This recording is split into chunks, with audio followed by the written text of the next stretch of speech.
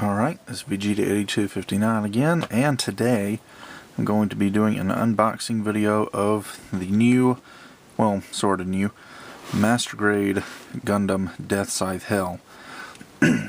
And first off, I meant to order this and get it as soon as it came out, but stupid me clicked on SAL shipping rather than EMS.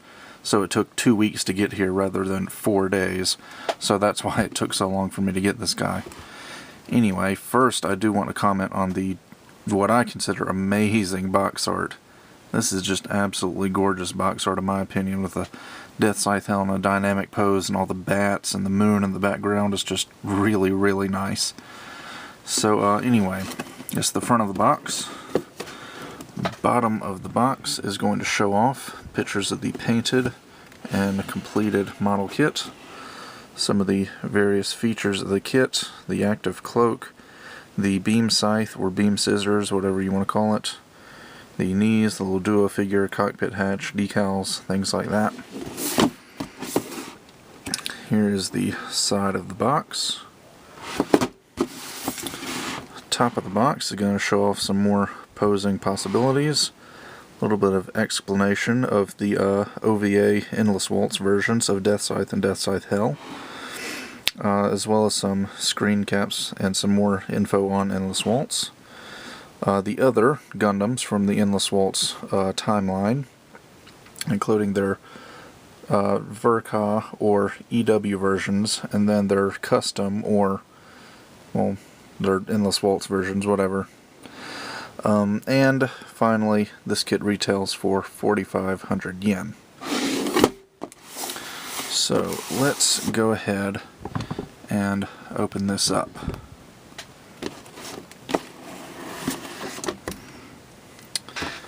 And actually I'm going to move this out of the way, and we'll just take a look at the parts like so. First up, you can actually probably hardly see that because I've got it on a black background, but these are the large parts for the active cloak. We got 4 of them, and they're hollow on the inside, but you'll put those together and it'll form a nice solid piece there.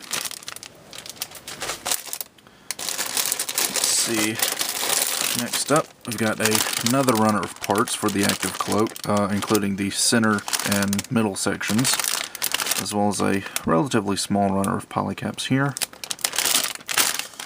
The other side is a frame of gray parts, mostly for the inner frame. I believe all this right here was used for Deathscythe EW, and then these 2 parts right here will be for the forearm armor, so that's exclusive to Deathscythe Hell. And over here is the A runner, which is got, let's see, 1, 2, just 3 different colors on it, mostly black. Got 2 yellow parts here, the head Vulcans and the V-fin. And then the rest is all just miscellaneous stuff. There's the head right there. You got the clear for the camera on the crotch and the eyes. And you get a small sheet of foil stickers, sheet of dry transfers, and a sheet of clear stickers. It's interesting though, I kind of figured that they would use the same exact V-fin that came with Deathscythe EW and just mold both parts in yellow, but instead they just molded both parts together, so it's all one piece rather than 2 separate parts like it was on Deathscythe EW. Next up is a runner of these kind of purplish gray parts, as well as a runner of black parts here. I do kind of want to mention that there are technically 2 different color schemes for Deathscythe Hell. You've got the line art version, and then you've got the OVA version that was actually used in the movie. The line art version, actually I think I can find it right here. There it is. Uses, you can see it's got that kind of purplish gray rather than just a straight gray, and the cameras on the head are green, whereas in the actual movie Endless Waltz it was the armor was kind of a neutral gray, and the cameras on the forehead and the back of the head were orange. So slight differences, but they are a little bit different. So I just thought I'd throw that little nugget of information out there. Anyway, more armor parts. These small parts right here are actually a lighter gray, as you can see. Parts for the face, the little thingies on the shoulders, and bits for the skirt armor. I've heard a lot of people, let's see if I can zoom in on this, complain about this face part. And I can see that it's got a small little, like, scratch looking thing on the face vents. And I don't know, maybe I'll have to go back and fix that with putty, or maybe I can just sand that scratch away, I don't know, but I'll figure it out. Next up, we've got the one and only clear effect part for the beam scythe. On the other runner is the beam scythe itself, as well as some other little miscellaneous parts. The feet are the same as they were in Deathscythe EW, just molded in straight black instead of that dark bluish color. And we've got some gray inner frame parts that are straight from Deathscythe EW. As well as here, more parts that were also used on Deathscythe EW. This is actually part of the XXXG frame. These parts right here are all joints for the active cloak, it appears. And then it looks like the last runner is going to be, last bag rather, is going to be a runner of white parts and a small runner of red parts. So, take a look at the manual real quick. The front of the manual's got pretty much the same art as the box art, only with a white background. And we take a look inside.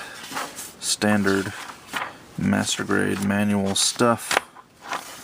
On the inside we get some information about the Deathscythe and Endless Waltz, as well as an advertisement for the new Gundam Wing manga, and some pictures of the model kit in action. And the manual continues as you would expect it would, and ends with a instruction for the decals. On the back we get some color pictures, a front and back shot, a painting guide for Deathscythe, and a painting guide for the two Duo Maxwell figures. Now actually that's not all. Also included is a small little pamphlet for Gundam Extreme Versus, and it's like a little mini manga showing Crossbone Gundam killing Sazabi and Masaru. So I'm sure that'll be fun to read for anybody that can read Japanese. And last up, we've got a small advertisement for the model kit I just bought, as well as the other master grades in the Endless Waltz line, Deathscythe, Wing Gundam, and Shenlong EW. And on the back, yet another advertisement for the new Gundam Wing manga and Gundam Ace magazine. So, I guess that about does it for the unboxing of Master Grade Deathscythe Hell.